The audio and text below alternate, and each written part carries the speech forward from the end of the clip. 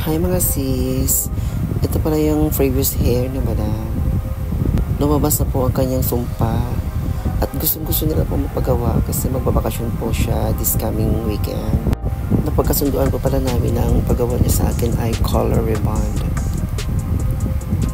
At habang nag-a-apply po ako ng gamot, inaalo ko po si madam na mag-follow sa akin channel para naman makita niya ang kanyang hair sa video ko at madagdagan din yung followers ko. Wala na siyang maraming say, filano niya na ako. At nagpasalamat po ako dahil na-follow niya na ako. Ang kanyang hair pala ay 6 months pa lang, wala pang 1 year, pero tumubo na yung sumpa. Kaya nagpaganda na lang siya at nagparban na lang siya para daw maganda siya sa province pag uwi. Para mukhang susyalan si madam.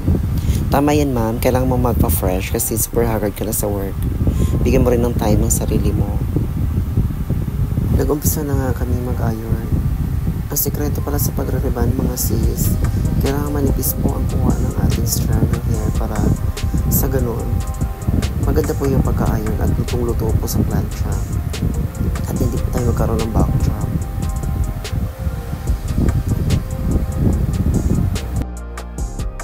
Nag-apply na ako ng hair color at nag-focus po ako sa virgin hair sa kanyang pinaka-routines para naman sa ganun mapantay ang kanyang hair color.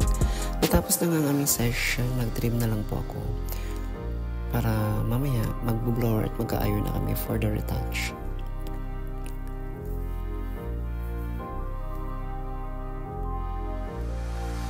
And here's the final look. Thank you so much madam for trusting my craft. Kasi kahit alanganin na tayo sa oras, nagawin pa rin tayo ng paraan na magpagandaan ng iyong hair. God bless you po. Mwah.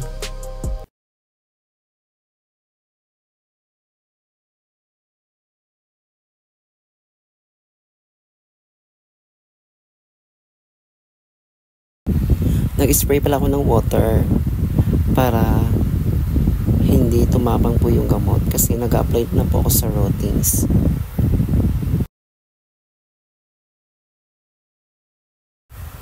Tapos na nga nababad ang kanyang hair sa gamot. Nabalawan ko na rin siya, blow dry naman.